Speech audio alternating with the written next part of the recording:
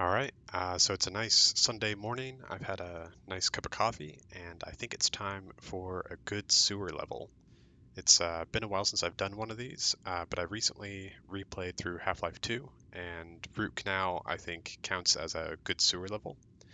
And I want to take some time to run through that and show off some things I like about it.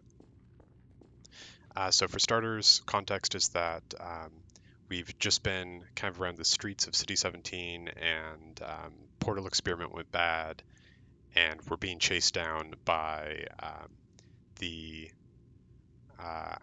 basically the cops. The CP, I think, is what it is. The Combine.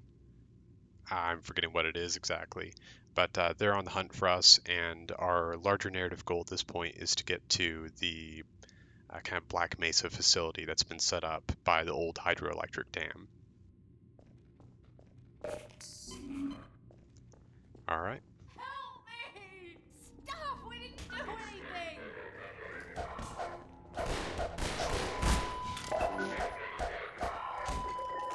So, We're looking for you now. You'd better run. There's nothing else you can do here. yeah, I think this is kind of a reinforcement of the relationship between the citizens who are being oppressed by the Combine and the Combine as well. Get Um, going! by having like a narrow hallway like this, there's really not room to dance around these guys. And even if we did, they've got these breakable boards on the far side here, so I would have to take the time to um, break those boards while these guys are wailing on me. So basically, it's a fight I have to take. But the outcome of it is that I started this level with only the crowbar, but now I've got a crowbar and a pistol. And the next couple encounters here are going to basically give me opportunities to learn how the pistol handles.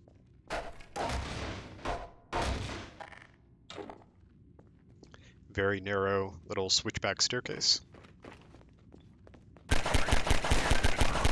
But it makes a really nice, simple shooting range to test out the pistol, because this guy follows a very predictable path with his back exposed to me, and arrives at like a very narrow target area. And we're basically going to get another one of those.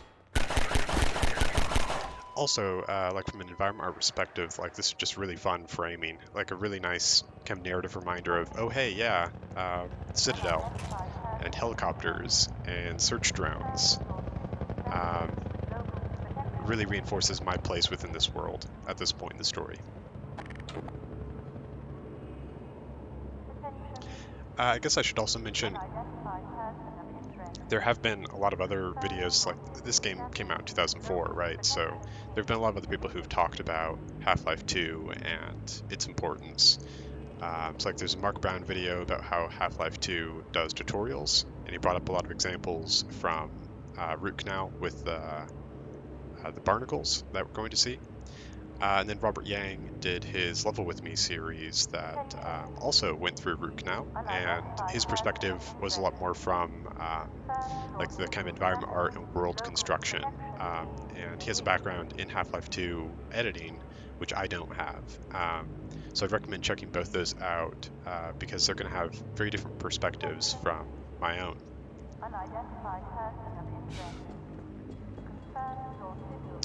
All right, so I think this is kind of a fun bit here. Turning this corner at eye height, it's like, ooh, I probably need to go over there. But how do I actually get there? I've got enough time to drop down here, but then we get the train coming.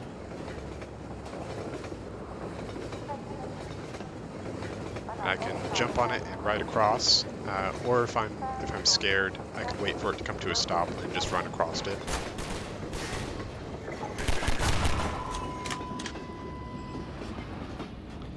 And yeah, so I think if I waited the whole way, then even if I was on this side of it, I could run back around, come back up top, and then jump.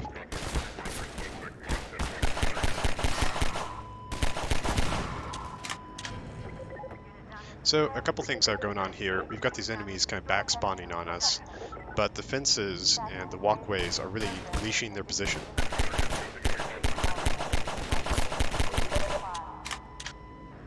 So they can apply pressure with pistols, which are hit scan, but they're kind of inaccurate. but we have opportunities to get away from them. Like, if I hadn't taken the time to talk about the train, I could have just run across and basically avoided that whole set of guys. In fact, let me just do a quick reload here. Yeah. So I've seen the red barrels, and like maybe if I wanted to, I could shoot one of these and see what it does.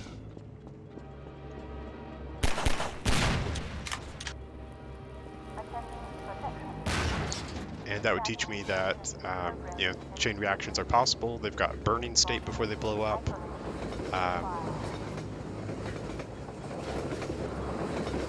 The fun thing about jumping across like that is that your momentum carries a little bit. Yeah, so here's another case where if I want to go forward, I need to break these boards. Which means I really need to deal with these guys first.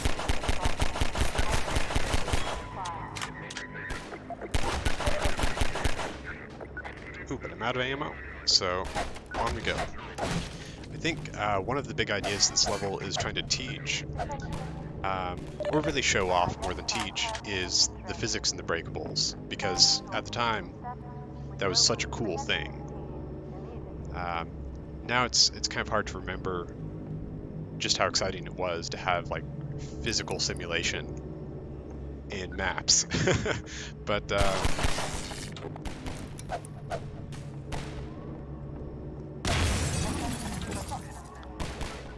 I think that's why they've got all these boards and all these things that can break. It's lots of opportunities. Yeah, like here's another one. I could move these things out of the way if I wanted to, but much more fun to blow them up and enjoy how the physics all kind of unfold. We've got like breakable glass.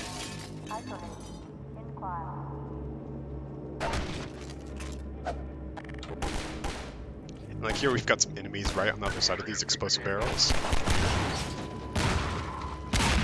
Like it's very Barrels of Fun from Doom. Like it's a very Sandy Peterson kind of thing to just fill a level with explosive barrels like this. But it's fun, and also like the explosive barrels in Half-Life 2 are really good.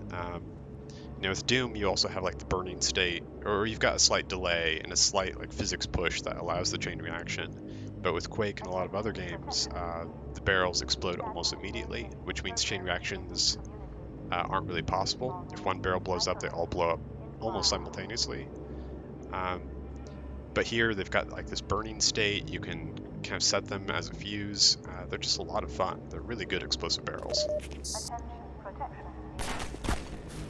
Yeah, so here we could stay and fight if we wanted to, but I think one of the ideas that came from the previous level is that, hey, you're sometimes outgunned or outnumbered, and you should really just run. You shouldn't stay and keep fighting.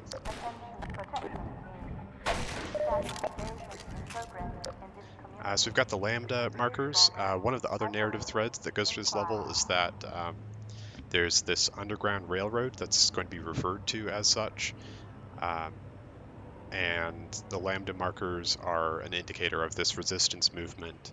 And it's this interesting kind of dialogue between the oppression and the history of the place and the resistance trying to overcome that oppression.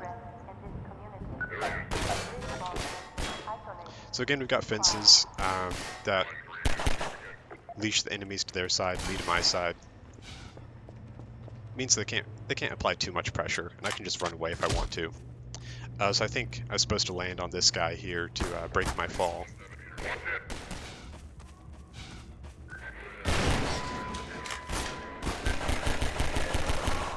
I'm gonna go ahead and reload a save again there, because that guy was pushing a barrel down the stairs.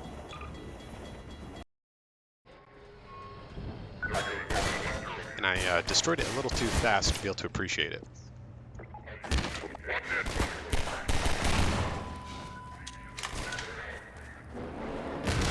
So again, it's explosive barrel fun and also physics fun.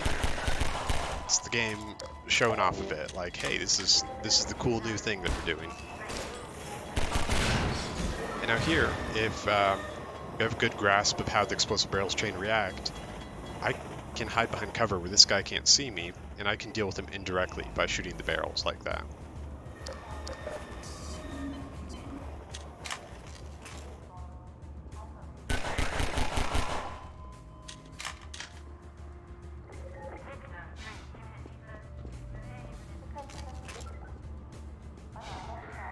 So here's another case of breakables blocking my way, which encourages me to deal with these guys.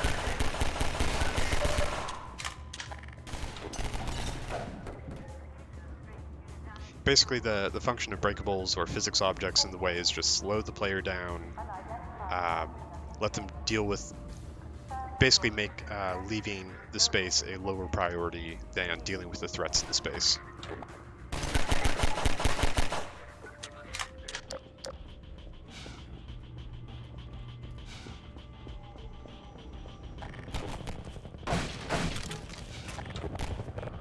So far though, it's been very like train yard and not actual sewer level, but at this point, we're now at the canal. We've got this group of 3 enemies, no cover here, so like if I try and fight these guys, that's going to be a nasty fight. So there's a lot of pressure to jump off to the side and just avoid it. And now we're in the sewer level. So one thing I really love here, like it holds up so well, is like the reflections on the water. Like it's just cube maps, and you can see like, you know, it's not real time. Like crates and stuff aren't simulated or, you know, being reflected. Meshes as well aren't really being reflected. But yeah, it's still just such a gorgeous effect. Also, one of the things that's really fun here is that we've got buoyancy.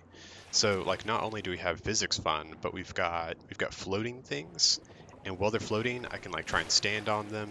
I can push them around. It's kind of janky, but like buoyancy, it's awesome.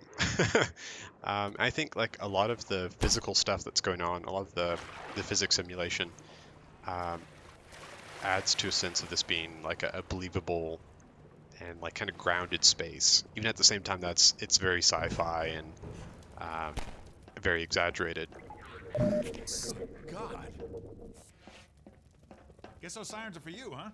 Good thing you found us. You're not the first to come through here by This is the Freeman. The Combine's reckoning has come. Look, we're just a lookout for the Underground Railroad. Main station's right around the corner. They'll get you started on the right foot. Meanwhile, let my Vortigaunt friend here give you a jolt to get you going.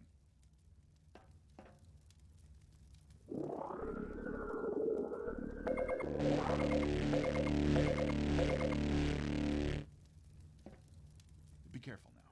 We really can't afford to get noticed. Civil protection catches you down here, it's bad news for the whole railroad. We serve the same mystery. Yeah, so I Get out of here. I just love this little cinematic moment. Obviously, it's a one-way drop, so we've gated ourselves off from the rest of the section. But just the performance of these characters, the way that the Vortigaunt steps on this guy's lines and interrupts him, and then this guy like gives him a look, like how rude, and and then like reinterprets his line in like a human intelligible way. It's just really good. It's like acting, right? Like it's, you know, most video games, especially at the time, but like sometimes it's still a problem now. It'll be like one character delivers their line, there's a pause, other character delivers their line, and like they don't feel like they're both operating in the same space, or like they record their lines at the same time. But this feels like this feels like a performance. The timing's still a little bit awkward, but Hit the road, like there's humor to it. It's really good. Um, Also, like this is more like Robert's domain when he did his level with me, but like the rugs, the props, like this feels like a very cozy space. The meat hook's weird, but you know, I like the 2 different chairs. And it's like, okay, who gets what chair? What's this relationship between the Vortigaunt and this guy like? They yeah. Anyhow. more breakables. So like even if we tried to rush out of there, it's resetting the pace, slowing us down.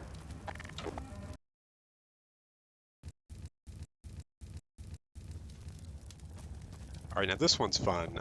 This is kind of a twist on the expectation of breakables. Because the expectation at this point is that like breakables are kind of their own isolated thing in the level. They don't have sort of bigger consequence.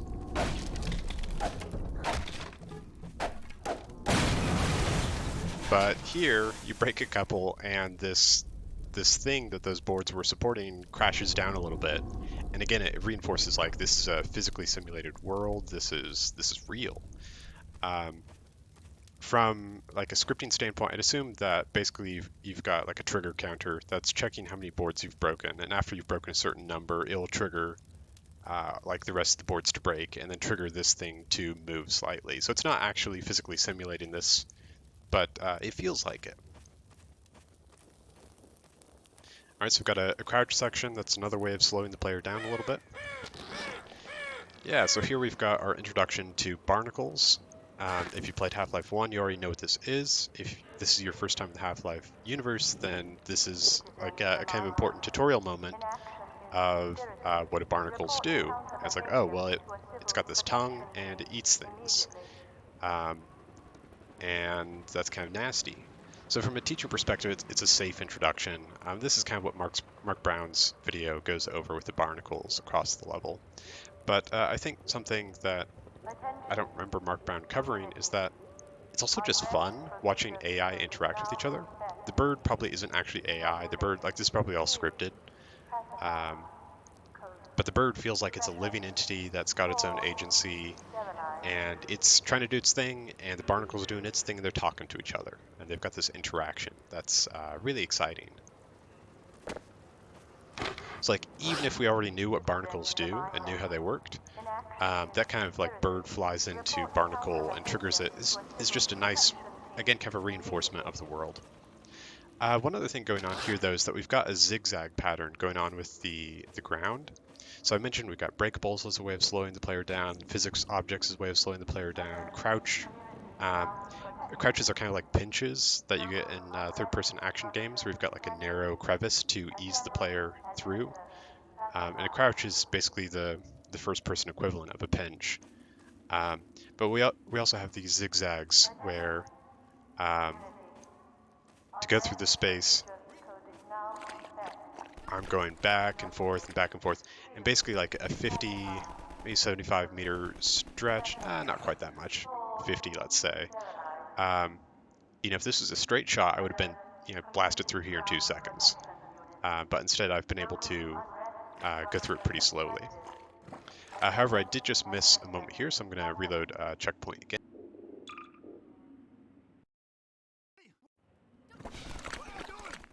So you hear it before you see it. And Hey, over here! Help!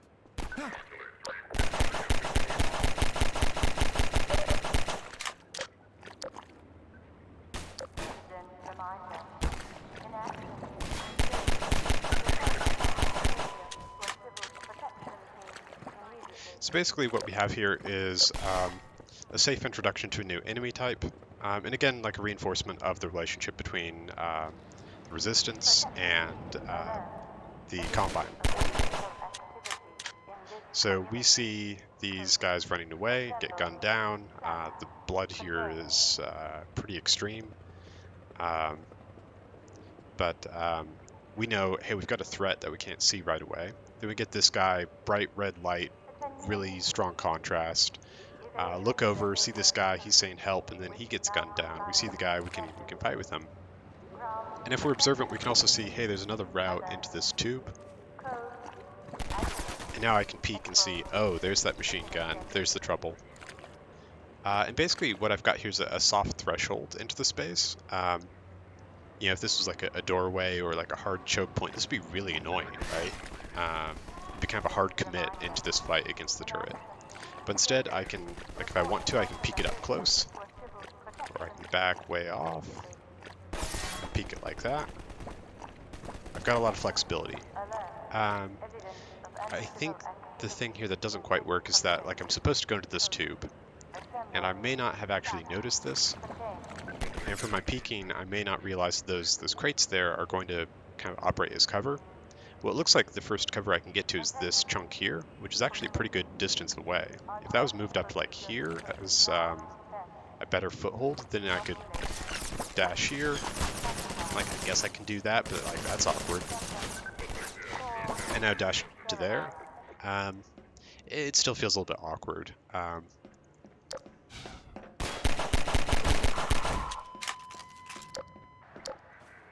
Cool. Now we've got another one of these kind of hideout underground railroad spots.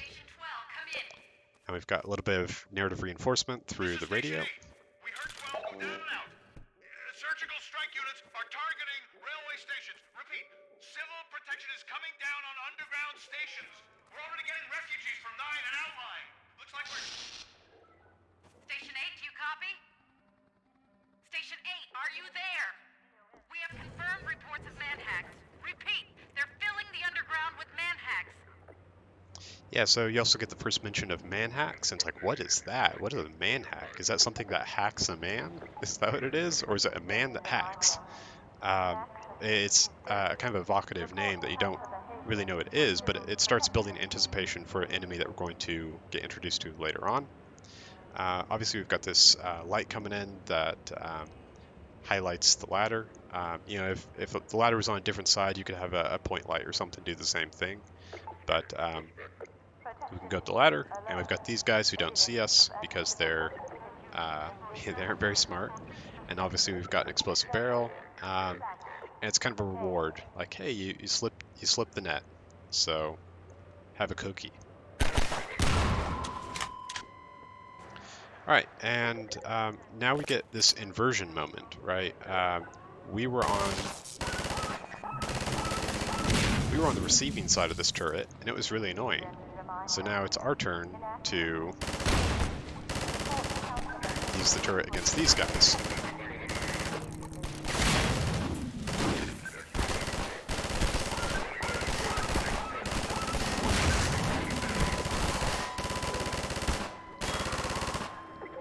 There's a little bit of a fun like target prioritization game going on here, right? Like I've got the explosive barrels, which become very high priority as soon as you've got a couple enemies around them.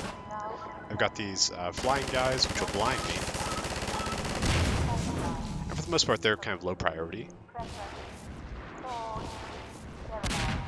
And then I've got this enemy. We didn't actually see it where I was standing, but there's this enemy like Jeep thing that comes in and starts firing these rockets and blows up the turret. And that's my message to, hey, get a move on. You've had your fun on the turret. Also, like, there's this path I need to open up, which I do by shooting a red barrel that was up here.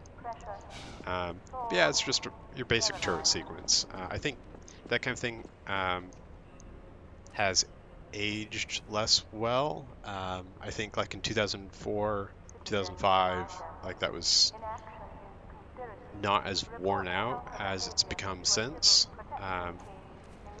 But yeah, it's just a fun little inversion.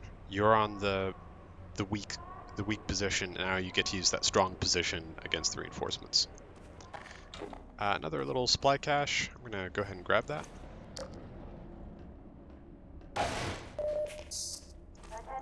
I think one thing I really like about the Lambda supplies is that it reinforces the narrative. Like if this was Quake, and this, you know, there's no equivalent of like the Lambda symbols in Quake.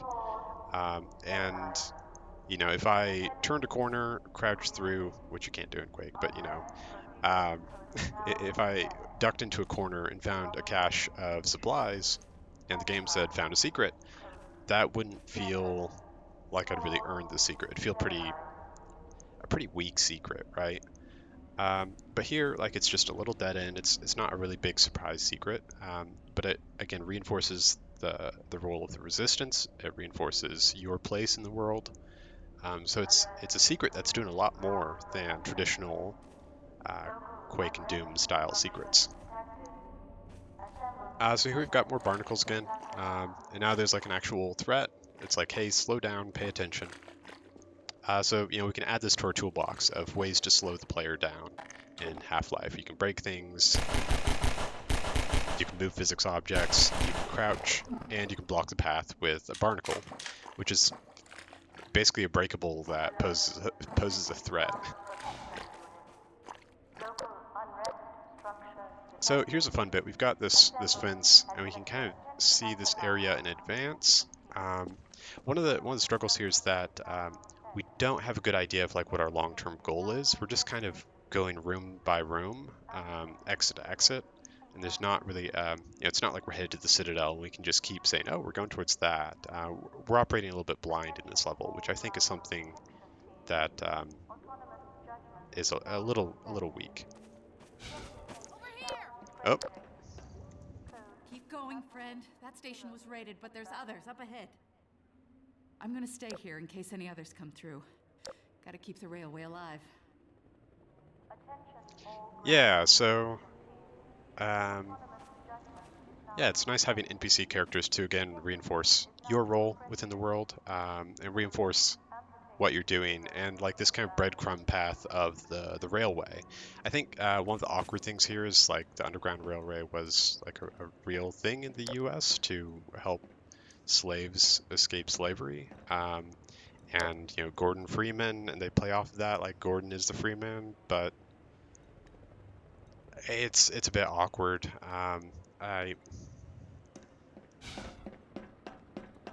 It doesn't feel like a lot of thought went into that. Like it's okay, but it just feels awkward. So this is interesting. We've got a really basic corner room, and like you can imagine, if the floor is flat here, I could just turn the corner, go straight through this. But by having this drop down and making me do this kind of awkward loop around and jump, it slows the pace and gives me an opportunity to see these enemies up above the vent, and also an opportunity for those enemies to see me, which sets us up for this next room here, which has a drop. This time, the grate is barred, so I can't get out yet. I've got this little encounter.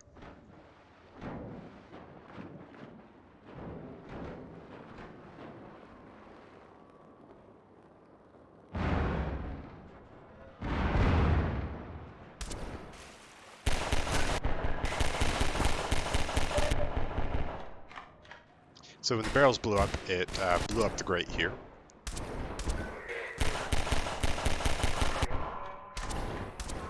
Also, we've got these Saving Private Ryan bullet trails through the water.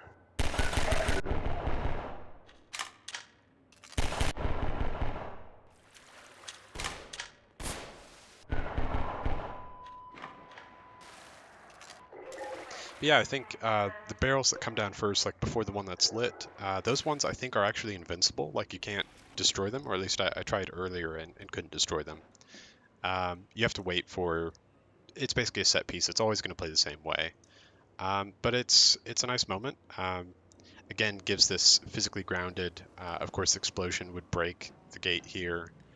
And also teaches, like, hey, if there are explosive barrels, you can duck underwater and survive the blast, which will come up in a couple sections coming up. All right, so here we've got more of a combat encounter.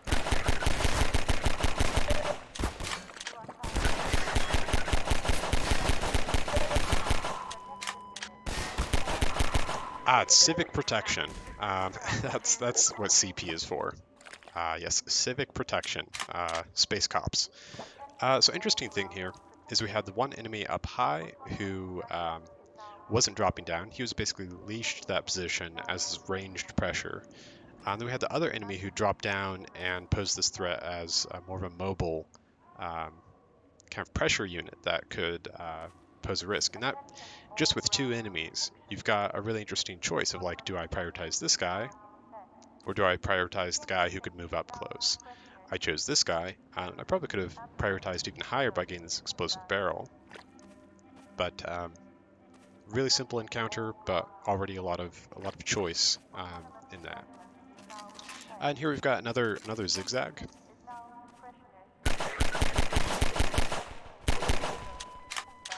So you can imagine if this was a straight shot across, it'd be really fast. But here, it slows me down. I can see a new enemy drop in.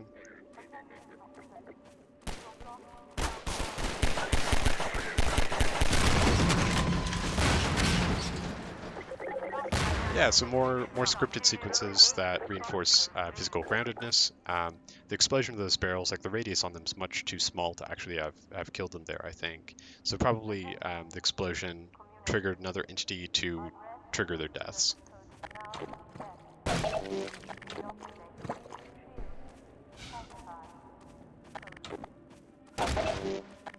It's also worth noting that when these guys play their drop-down animation,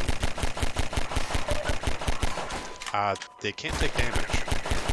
And I'm assuming that's because the death animations, like the ragdoll, doesn't behave well if you could enter that during the drop-down animation. Like probably you'd have a lot of bugs.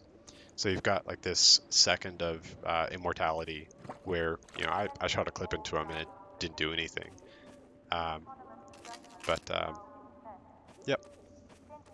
Okay, so here we've got a crouch.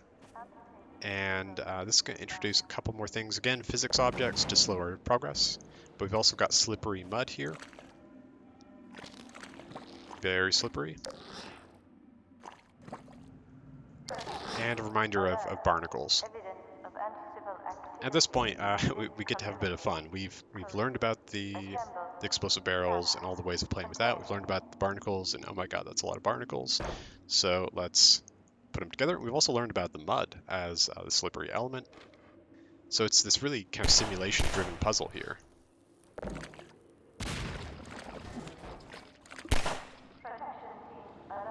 That one's not going to quite line up yet. That's alright, we can use it for this next bit.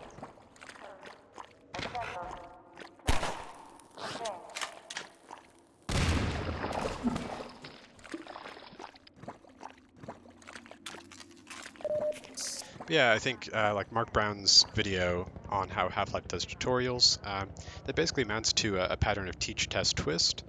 We've been taught about the barrels, we've been taught about the mud a little bit, we've been taught about the barnacles, and now they've been combined in a way that kind of twists the expectations of both the barrels and the barnacles.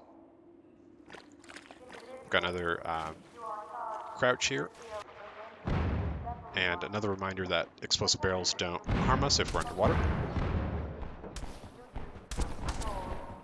So this is a fun moment because we've got all this pressure up high that we can't really deal with. We've got buoyant objects to hide underneath. And the Saving Private Ryan particles. We can see, ooh, I've got a goal here. There's this tunnel that looks really inviting.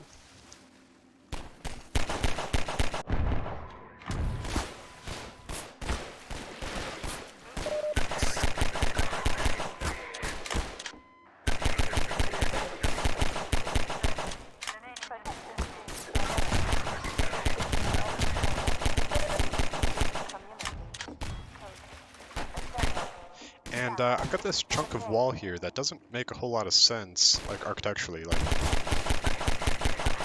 where did this come from?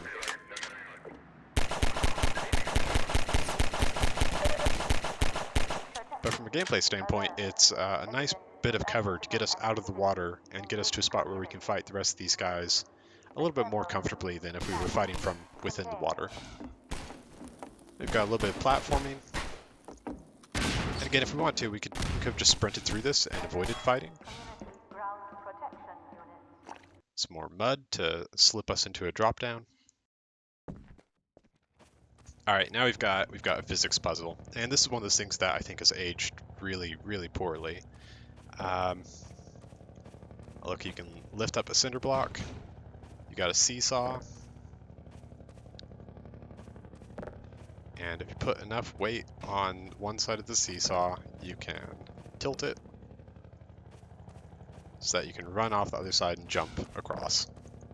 And I think, again, like 2004, it's like, hey, not only do we have physics objects, but physics objects have weight. And weight is simulated in a way that we can, do physics puzzles like this.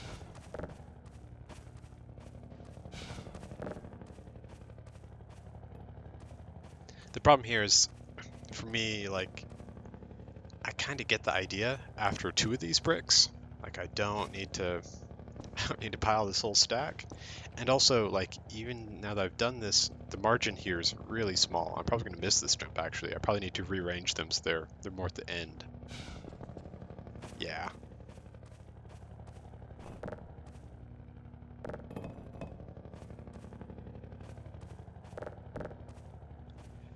I would say, though, like, seesaw puzzles in Half-Life 2 are a way they slow down the pace and reset. You know, we did just have a couple combat set pieces there that were a lot more high intensity. So they need a moment to get a breather, let us kind of collect ourselves. And this kind of is an opportunity to do that. It's just not actually as fun as maybe in 2004, the first time you did this. It was like, wow, that's cool, physics. But yeah, it's one of those things that definitely hasn't aged as well. So interesting thing here, though, is that we do get that moment to hear the helicopter and see the helicopter. And this is kind of a new idea going on in the level. Early on, it was like all about physics objects, introducing kind of the pistol gunplay stuff. And now it's we've got a helicopter to worry about. I think this is one of the stronger sections of the level. So helicopter come back around. We hear a wind-up sound. We've got like all these physics objects that it can shoot through.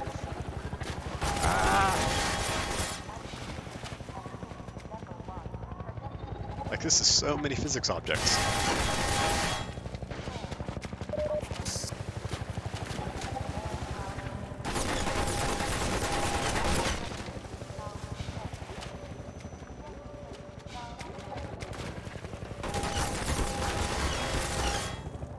And another case here of barrel blocking away.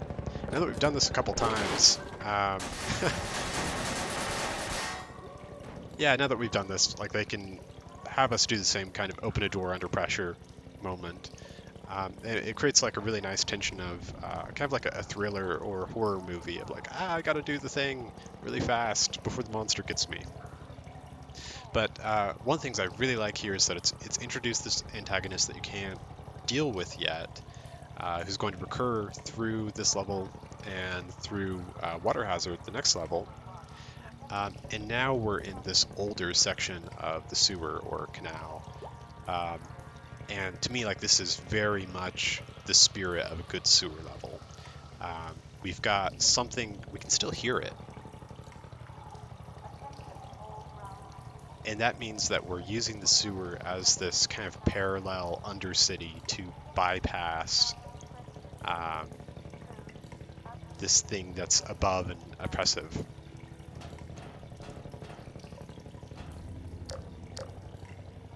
We've got a secret down there I'm going to go for. Again, like, if this was Quake or Doom and we got like a secret message for doing that, that would have felt like really... It's not that hard of a secret to find, right? Like, you don't even really need the marker to realize there might be something down there. But I think what works is the Lambda and you know, the character's corpse there. It becomes almost a narrative thing, in addition to being like a supply cache if you need it. So another case here, like, I think we can make a pretty good judgment that we're going this way, but it's like, what's this? And it's another one of these really quick dead ends that we can go exploring. Pick up some supplies if we need them. It's a nasty, like, burned corpse thing. Very nasty. But I think this kind of dead end pattern, where, you know, maybe it's a 10-second loop, like the full trip, to duck into a corner and come back, creates a lot more... The world feels a lot more alive than, you know, if I'd come through here and this had just been fenced off, right? Or had been a dead end, or, you know, like an immediate wall, and my only choice has been, okay, I guess I'll run forward. Slows the pace down, helps me explore, and it helps me set my own pace. It's like if I'm feeling stressed out from this helicopter encounter, I've got these opportunities to slow down, calm down, and also like regain health and armor. If instead I'm doing pretty well, I'm ready to keep going, I can just skip this stuff if I want to. So another opportunity for barnacle bowling.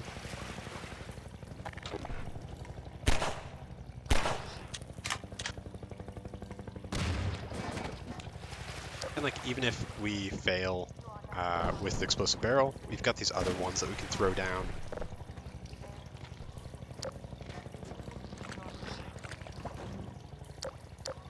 Yeah. Also, we've got another zigzag shape. Like here, it's a lot more structural.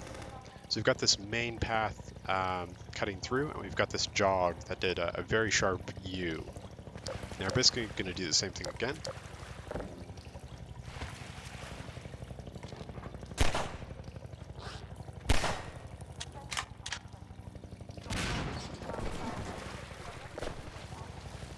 So we've gone, I don't know, maybe 30 meters in this direction, and we've got maybe a minute of gameplay out of it.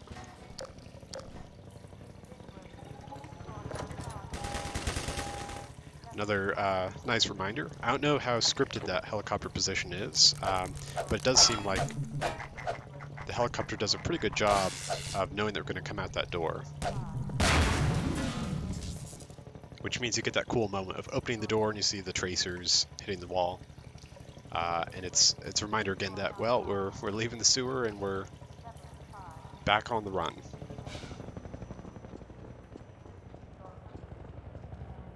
But it's only for a moment. Now we're safely back into another stretch of sewer. So very similar to the other section. If you want to explore, there's stuff to find.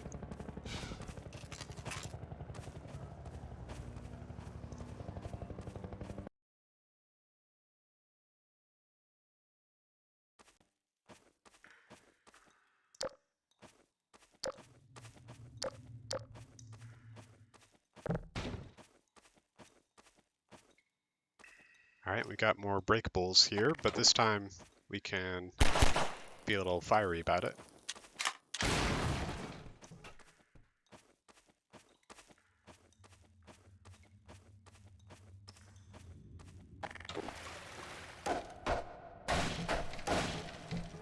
Get in here, hurry! Civil protection is onto us. We're tearing up the railroad, covering our tracks. Looks like you're gonna be the last one through. Be glad you're not the guy they're looking for. Poor bastard doesn't stand a chance. Sounds like they're calling in every CP unit in City 17. So it's funny because Now they're flooding the areas up ahead with manhacks. You better get going before they sweep through here. Oh shit! Too late! yeah, so this is our introduction to manhacks.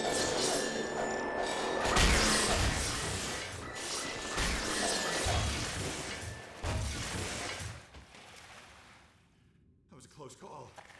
Thanks for your help. It isn't safe here. I'll give you some supplies to keep you going, and you really gotta go. Yeah, so introduction to manhacks. First we get the character reinforcing like what we're doing. We're going through the Underground Railroad. Why we're doing that. And it's kind of this joke about thank God you aren't the guy that's being hunted for, and you are actually the guy being hunted for. But it reinforces our place in the world and our place in the story and our goals. And then you get this moment again, manhacks. Like this is our second time hearing that word. What does that mean? And we hear this metal sound on the other side of the door, and we hear in panic. I think that kind of emotionally primes us for our own reaction to the manhacks, so that we can experience terror. So, like for example, in Jaws, there's the scene on the beach where they find the corpse, and before they show the corpse, and they never show more than just like the hand and stuff like that. They don't go straight into the gore of the corpse. What they show us is the characters' reactions, which helps prime us for how should we feel as an audience. And in this case, it's fear. In the case of Jaws, it's disgust and revulsion and sadness. But I think like that's a technique that the film is really good at by having these characters for you to kind of get emotional cues from. But video games, especially first-person shooters, struggle with that a whole lot more because you need to have NPCs doing that job for you. The player character, at least in a first-person game, can't really do that. Or if they are and like they're doing voice lines like, "Oh no, I'm scared right now." If you as a player aren't also feeling that, then it can kind of make you hate your character. Like, no, I'm not. Why is my character saying this, right? So I think like as a technique, this is something really cool that games could do a whole lot more of. And like I think third-person action games have done a lot more of this. Like part of the reason that you have a buddy so often in The Last of Us and Uncharted is that that character can kind of be like an emotional guide of like, should I be scared right now? Should I be exhilarated? What should I be feeling?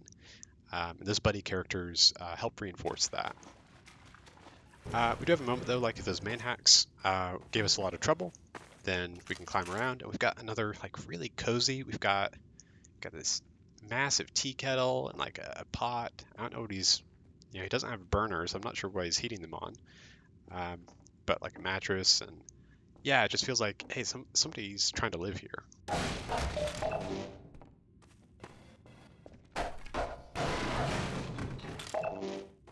And again, like if I'm trying to speedrun this and I don't care about that stuff and like I just blasted through those main hacks, I can skip this.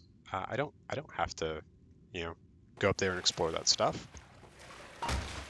I guess one last note though, before I head out of here, is that man hacks and like the way you're supposed to fight them, I think the intent is that you're supposed to fight them with a crowbar. Trying to shoot them, your shots are mainly going to miss. You're going to burn a lot of ammo. Ammo's pretty scarce, especially on hard. I think like this guy grabs a pipe to fight them off. I think that's supposed to be like an introduction, like, hey, the way you fight man hacks is with a crowbar or with a melee object. I'm not totally sure that comes across, but I think it's the idea.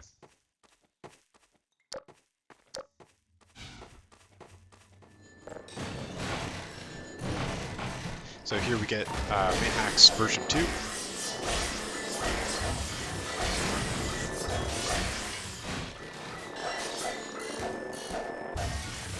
And kind of like the helicopter encounter, we've got a ton of physics objects in this one space, which really reinforces like these things, they are destructive. They're destroying these crates. They're destroying like, you've got this really kind of excessive, like these beams on the side are destructible. And, like, why would you even have those? It's because it's something for them to bounce off of and add to the destruction, which reinforces their physical presence and the danger they pose to the player.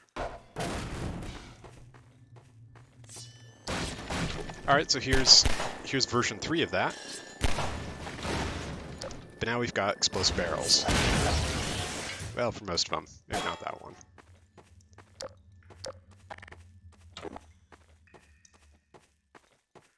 So that's kind of a fun. Oh no, more man hacks. Oh phew, we can just blow them up. And we're going to see that again coming up in a bit here. So one thing I do really like about the civil protection enemies is that they do have really good audio feedback. Like you could just hear the little radio clip sound. It's like, oh, okay, so there's one nearby. He hasn't seen me yet, but he's nearby. Another case of physics object blocking our way out, and boards to give us partial cover.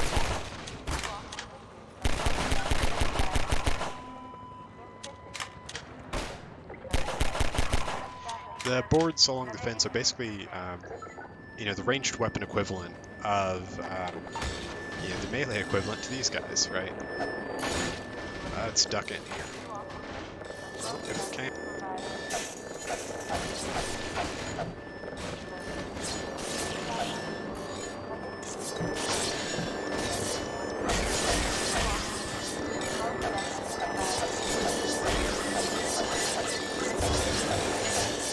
So one downside to playing on hard is that these guys are mean on hard.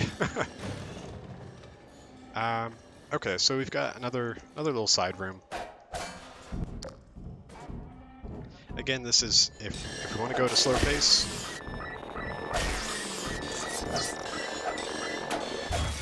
and we feel like exploring, then we've got this option here. And look at all these goodies.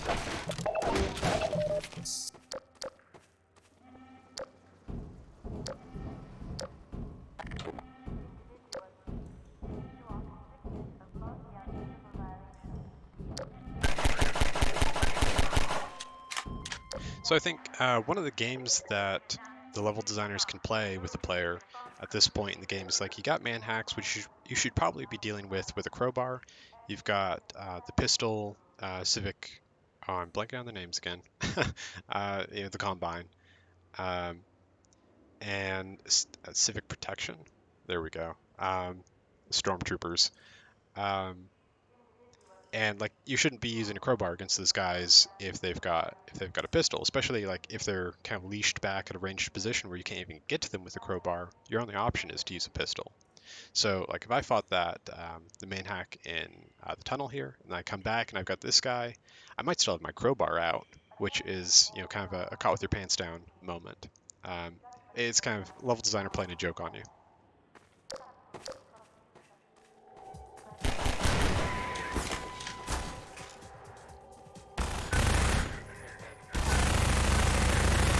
So here we have introduction to new weapon.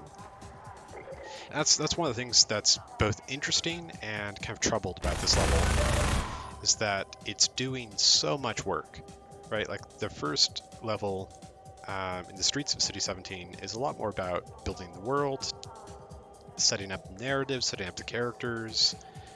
You don't really have a lot of the core gameplay introduced in that first maybe 30-45 minutes, which is kind of insane.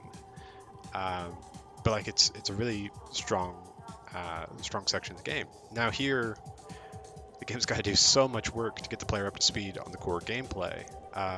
We've got to introduce the pistol, and we basically just got 30 minutes of gameplay out of the pistol. And now it's introducing SMG, which is basically just a better pistol. And it's introduced the ranged CP.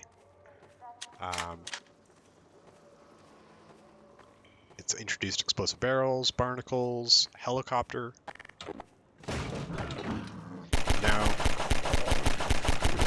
we get our introduction to the zombie. So I think this secret here, this one is kind of a special case. Like I've got a grenade now as well. So we've got two new weapons in really quick succession. We've got the SMG, which I've only fought a couple enemies with. Hey, and there's another example of having the wrong weapon out. But yeah, I think the assumption here is that the player going through the first time, because it's a blind corner, just isn't going to see this. And as a result, they aren't going to. This won't actually be their introduction to the zombies. That'll come later on, and it also won't be their introduction to the grenades. So I think this is a lot like rocket launcher secrets in Quake, where sure you can have a rocket launcher in an earlier level than the intended flow, but you really aren't going to find that in your first couple of playthroughs. It's going to be something extra for more experienced players to find.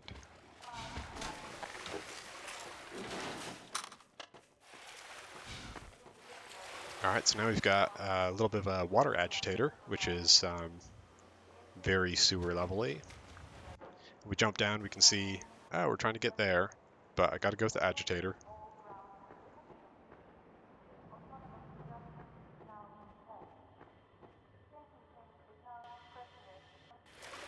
Little pocket of air. One thing that's interesting is that the oxygen uses the same auxiliary aux power as your flashlight and your sprint. So if you sprint and then dive underwater, you're out of oxygen. That's something they changed a little bit in Half-Life 2 Episode 2. They made the flashlight separate from the suit power.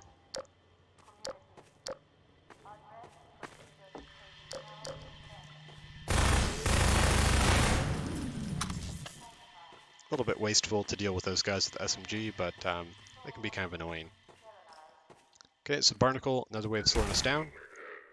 And again, we've got the setup of pressure units versus an obstacle. So do I take out the obstacle or do I prioritize these guys?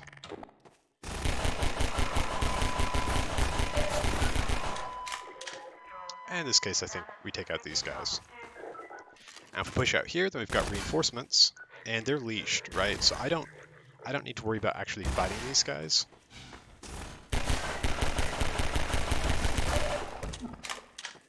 So long as I don't have line of sight with them.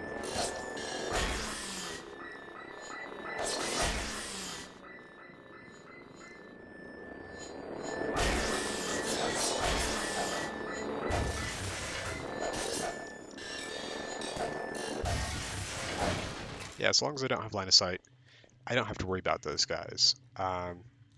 Which again is very different from Doom and Quake, where like being able to get 100% kills is part of the player expectation.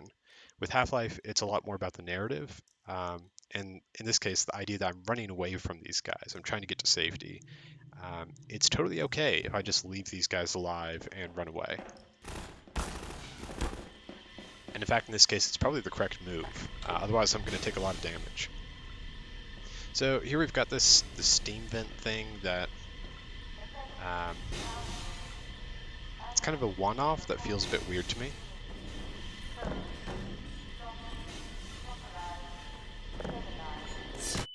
Oh, okay. Right into the explosive barrel.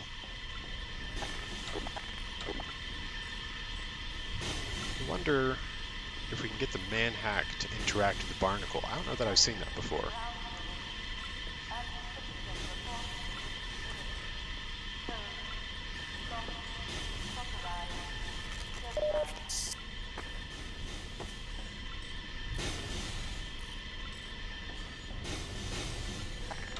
One thing that is fun about these the steam vents here is that it is kind of a Star Wars Episode 1 Phantom Menace moment of I've got this enemy, I don't want to waste bullets on it, and there are multiple layers of separation between me and it.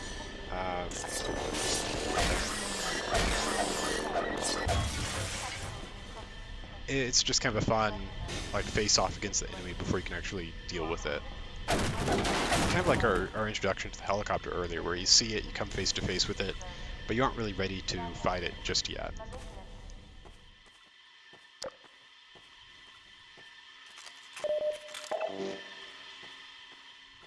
Another little supply cache for us.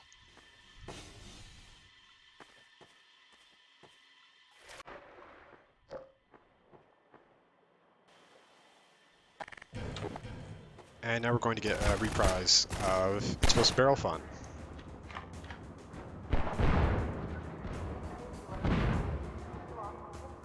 So if we were really fast on it, we could have shot the barrels as they came out of the car. But if not, we have the option to duck underwater and just be safe from them.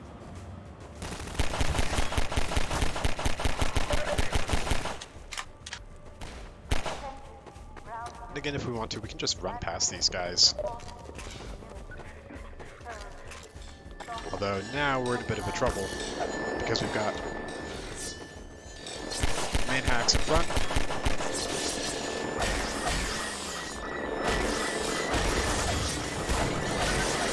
And now CP behind. It's a real mess.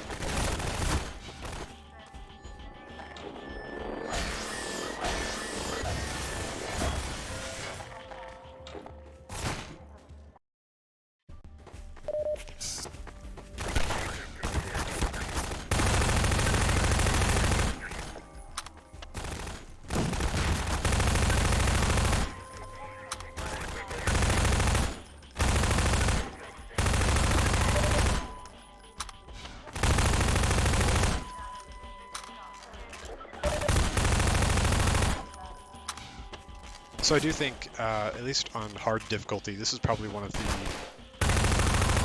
the hardest sections in the map, because it's really easy to get into this hallway and have enemies on both sides. Yeah, that's really, really tough.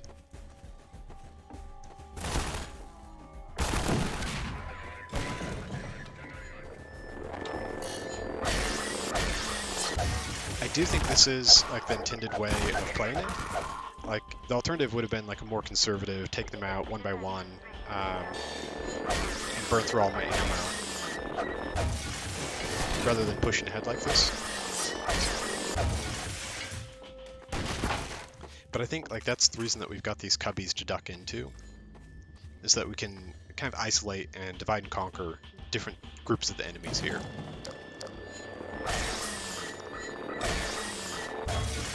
And on the easier difficulties, it's not quite so bad. But on hard, it's, you know, each manhack is 3 crowbar hits. One note again, though, is that there's all this again excessive breakables, and that's, I think the intent here is really again show off the manhacks and all the destruction they can cause in the environment. But it is a little awkward because you can get kind of stuck on these guys.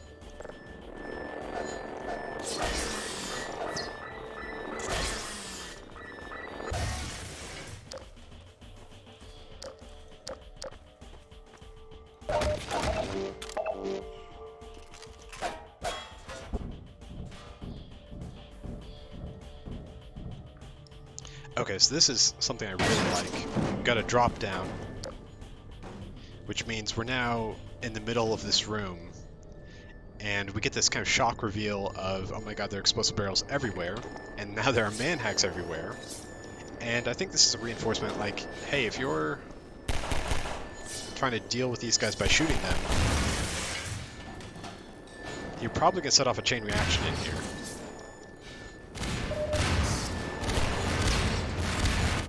And if you do that, there's a really good chance that a physics object is just going to clobber you. And also, like, it doesn't solve the manhack problem. So I'm going to reload the save here and show, I think, how it's meant to be played, or at least try to, if the manhacks don't tear me apart. Also, this is a case similar to, you know, having breakables in front of the exit that we can't just run out of here.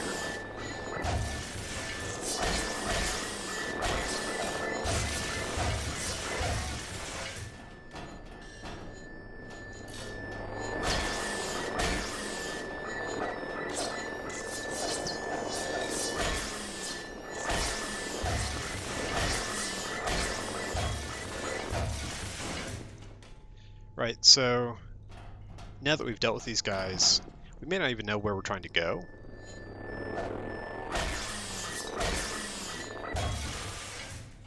Got this bright red light up there, which, you know, contrasts very strongly. And same deal like down here, bright red light.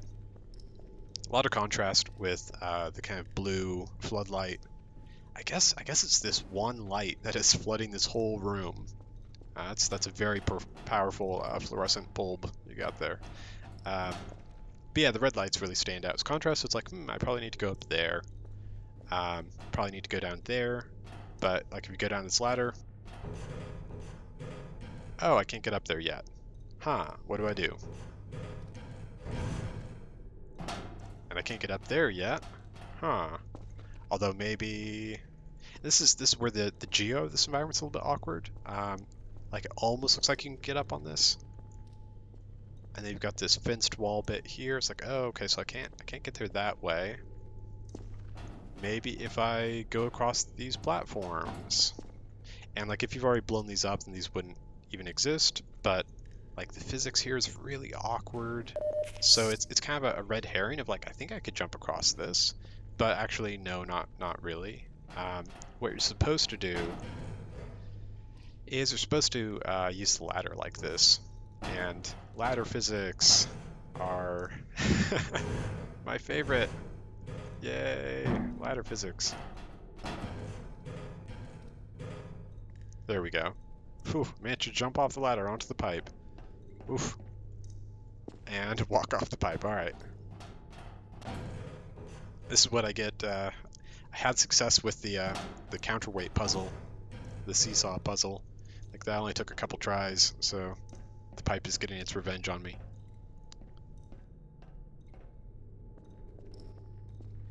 Cool, but I think part of the idea here is that You're in this room full of explosives that if you try and shoot them will probably do a chain reaction and probably blow you up or deal a significant amount of damage to you, and then the manhacks will finish you off.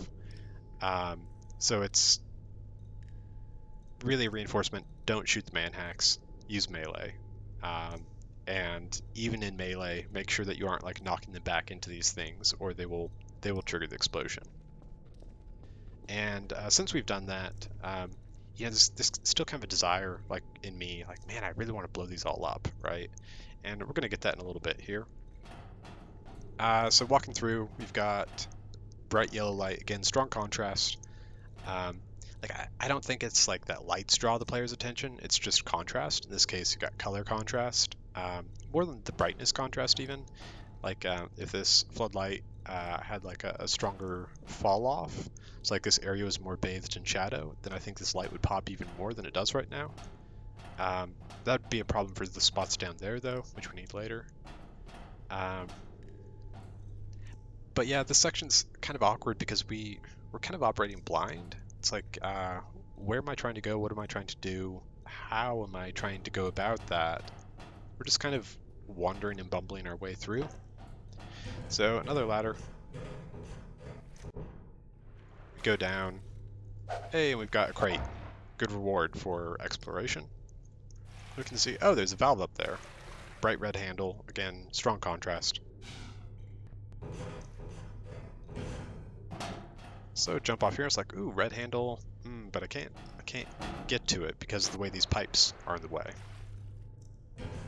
So all the way back up.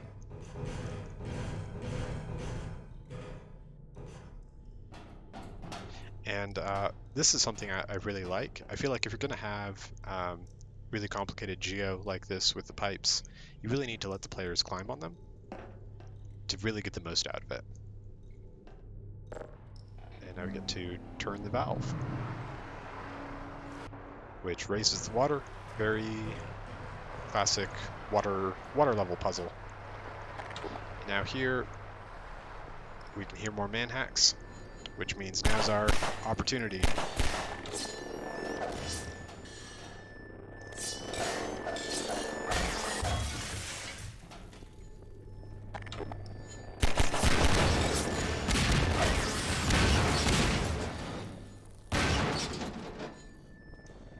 So we get to have our cake and eat it.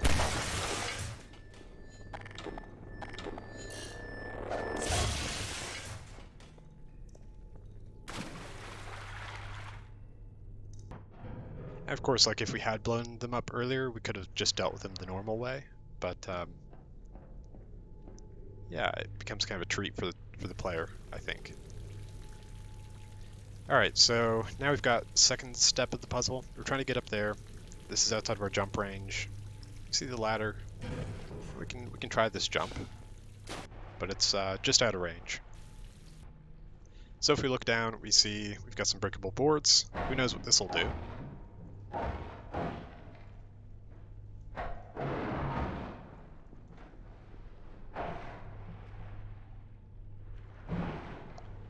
And we see a return of buoyancy as a physics property.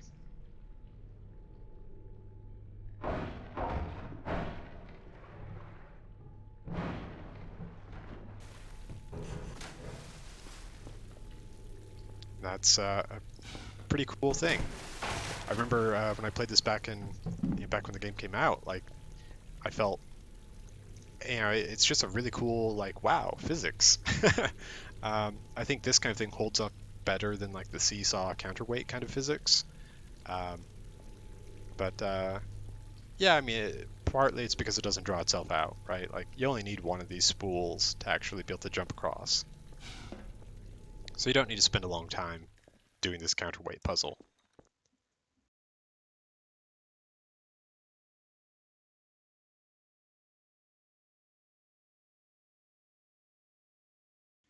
All right, so we're almost to the end here.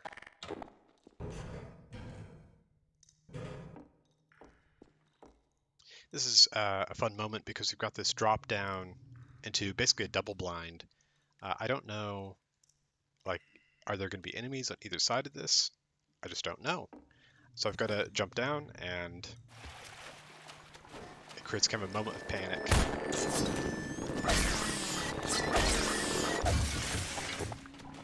That's not the right way.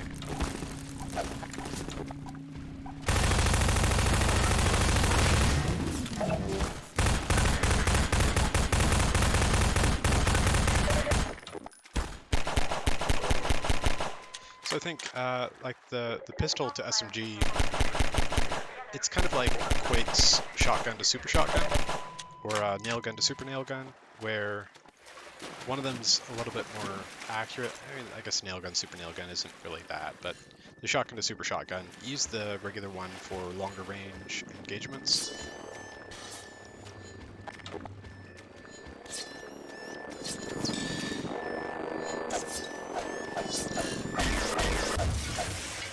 Guess I got stuck under a physics object there. But yeah, use the pistol for longer range, to be a little more conservative with your ammo. But I think the awkward thing here is that this is a very kind of attrition-based fight. There's not really a way of playing this fight and guaranteeing that the player can avoid all damage, right? Like you're probably going to take damage, and if you manage to get through without taking damage, it's more a matter of luck than skill. So it's very, very attrition. You're just gonna, it's a DPS race, right? Can you take these guys out before they can kill you? And that I think is like generally frowned upon as like a kind of bad design. It's something at least I try to avoid in my levels. But like I do think the lead up to it is this fun moment of like the drop down and like the uncertainty of where the threat's going to come from. And they've got the flying enemies that you want to deal with the crowbar, but then you've got the ranged enemies that you want to deal with your pistol, and it's this kind of panic of like, what do I do? What do I do? So like I think it works. But you know, if all your encounters were attrition fights like that, I think it'd get real old.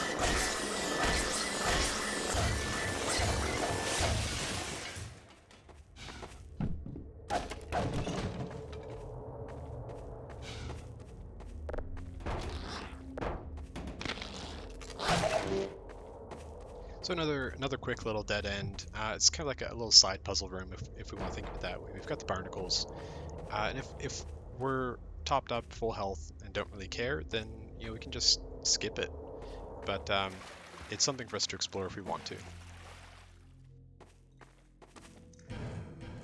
Also, we've got a music change, so we're now in this kind of somber,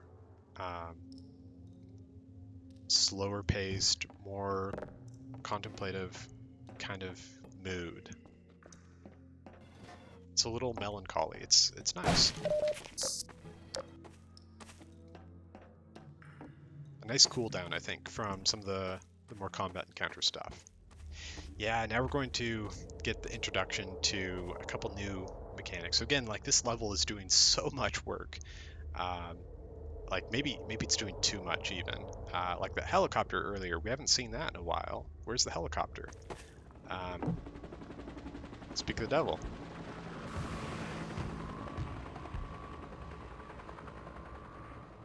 But we got this nasty sludge, and hey, it does damage.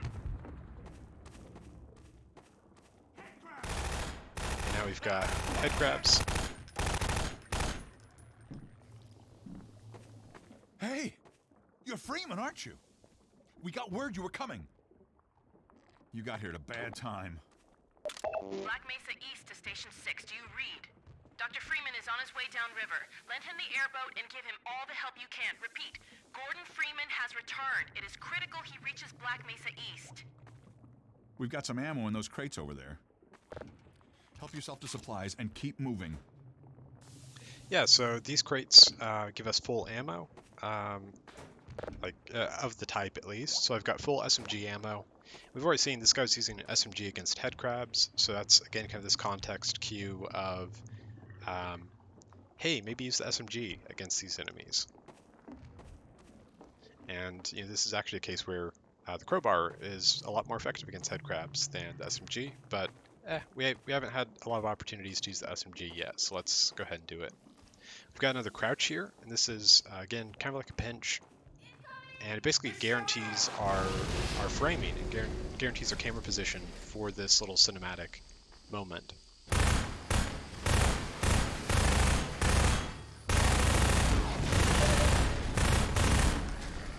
like this is wild, right? We've got a shell that comes down. You know, the impact already like knocks these characters back and causes them to ragdoll, and then the shell pops open, and we get these head crabs jumping out. Head crabs jump out, and they start burrowing in the ground. It's like, whoa, what is going on? There's so much going on, and I don't know how much my audio's picking this up. Now there's like a little bit of this kind of somber trumpet music. It's kind of this Gears of War vibe, but like a couple of years before Gears of War.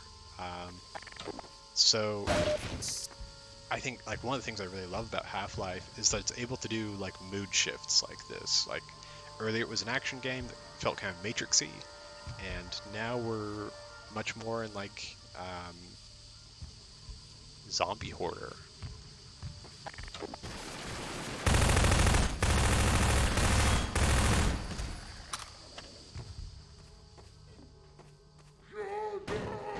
Got kind of explanation of like what do head crabs do? Why are they so terrifying? Um, and like if we want to, we could interrupt this by shooting the head crab off the guy, but like it wouldn't save him. It's too late for that. Um, but like if you haven't yet seen one of the zombies, like we did in the that one section of the sewer, um, this is gonna be our introduction to the full zombies with the head crabs on them. It's a terrifying introduction, right?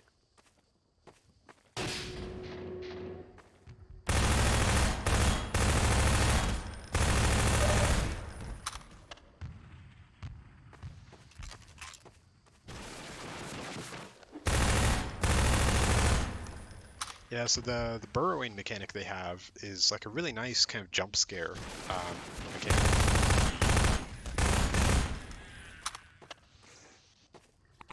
Alright, now we get our first actual zombies.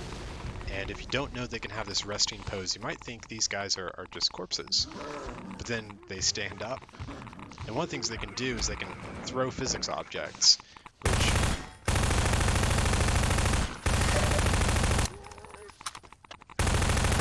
we've already seen with the manhacks. Basically every time we encounter manhacks, there are some physics objects between us and them, so that they can really show off the physics destruction and show off why manhacks are scary. And I've got the same thing basically with the barrel. It's placed in a way where it's almost guaranteed that this guy will fling it once he starts coming towards us.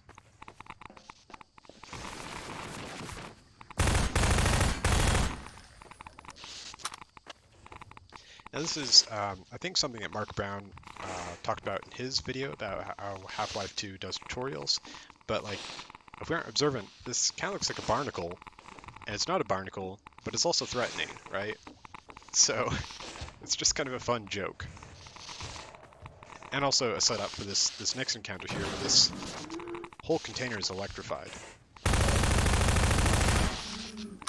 But we've got this close combat with another zombie first, and he opens up a shortcut for us if we wanted to backtrack.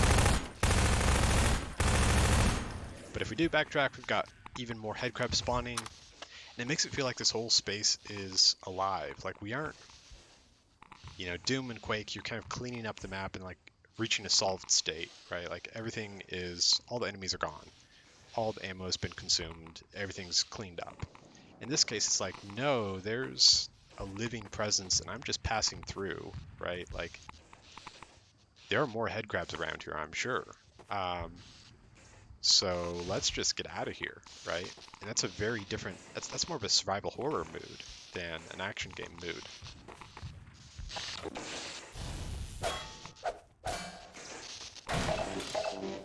Yeah, so if I touch the sides of the container here, I will take electrical damage. But that's kind of fun setup here for a joke with these guys. Let's see if they do it. Or maybe they won't. Yeah, so if these guys touch the walls, they'll get zapped as well, which is kind of hilarious. But it doesn't seem like there's a guarantee in this setup. Previously I've had it where like all three of them jumped into the edge of this and got zapped. But I think like even if they don't, like this time, then part of it is to really limit how much I can move. I can't dodge, right? Like these guys are gonna be leaping straight at my head. What can I do to stop them? If I'm still using the SMG, it's just panic and just keep shooting. Again, fantastic jump scare mechanic built right into the enemy. This is something that Quake kind of does in E1 and 3 with the zombies popping out of the water. But man, this guy pops out and he's like straight into a melee animation. Like that shows up a bunch through Half-Life 2 and its expansions. And again, it's like I'm not cleaning that space up. I'm just passing through and I'm getting out of there, right?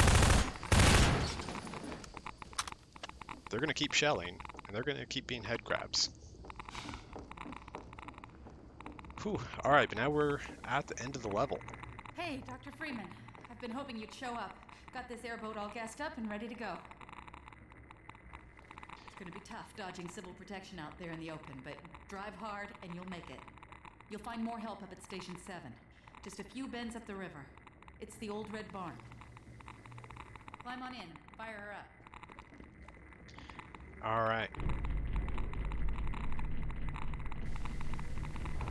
So I think I'm going to call it an end here. Go ahead and get in the boat, Dr. Freeman. Water hazard, I guess you could also count as a sewer level, but it's not as interesting to me. So I guess let's just kind of recap of what we've gone through. We got our first pistol, and we had a couple combat encounters with that. Those combat encounters had a lot of explosive barrels, a lot of breakables, a lot of leashed enemy positions. We had to deal with ranged enemies with breakables between us. So a lot of just really showing off the physics of stuff. Then we had the helicopter as this kind of recurring antagonist of like, oh no, big scary threat hunting me down. I don't think they quite milk that enough. Like the helicopter's going to show up a ton in this next section. Also, I get out of here so that she stops talking. There we go. But yeah, like the helicopter is going to be a big threat in this next section. I think like Half-Life 2 Episode 2 revisited the idea of the helicopter as this kind of recurring antagonist that you start off not having the tools to deal with, and then eventually you do and you can overcome it. And I think in Episode 2 they do a much better job of that same kind of setup and conquest. Then it introduces manhacks, and it gets to have a little bit of fun of juggling between different weapon priorities, and basically manhacks are like these hardcore melee pressure units that can really force you to run around. So if you've got a ranged enemy with a pistol, and you've got manhacks up front, that becomes a really dynamic problem to solve. A couple puzzles with explosive barrels and physics, and again I think a lot of that is about showing off the tech, saying wow, isn't this cool? And it is cool. Also like making the world feel simulated and feel grounded. They also have a lot of moments to keep reinforcing the character's place in the world, the idea of the Underground Railroad, and these characters who are trying to get you to Black Mesa, or I guess it's like Black Mesa East or something like that they call it. And I think like one of the weaknesses of the level here is that you don't have a really strong like where am I going, what is my bigger goal. It's kind of moment to moment, and a lot of just trying to find the exit. Which can be kind of frustrating, and if you can't find the exit right away, it can be the pacing can kind of break down because it's supposed to be kind of a chase sequence, but like it can kind of break down there if you don't know where the next exit is. But yeah, then we get the SMG and we get a frag grenade if we want to play with that. And we get introduction to zombies and head crabs. And now we've got a boat. Like, it's so many different ideas all packed into this one level. And so much of the focus. Oh, we also have barnacles. I forgot to mention the barnacles. barnacle bowling. Like there's so many ideas all packed in this level. It really does like 80% of the tutorialization for like the core mechanics of the game. I think it's really impressive. And at the same time, like it does make me wonder, like, what would this level look like if it had occurred, 2 levels later? Like, let's say this and Ravenholm swapped places, right? So Ravenholm ended up being the here's your introduction to all these different things, and now the sewer level gets to be the hey, have fun with the gravity gun and chop up zombies moment. Um, it's kind of empty speculation, but like, I think like this kind of tutorialization approach versus like Ravenholm is a very meat and potato kind of level. Um, it's interesting to think about. Yeah, let's see if we can get to the level transition here, and then I think we'll call it.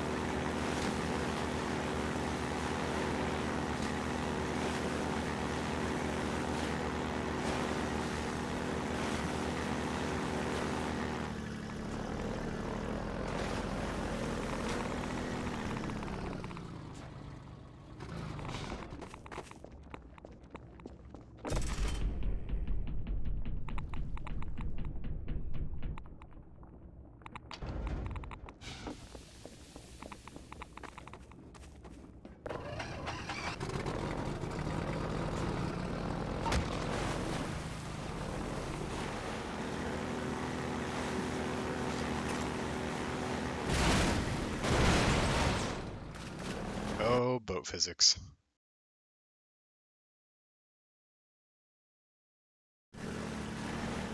All right, that's going to do it. Thank you all for joining for another good sewer level.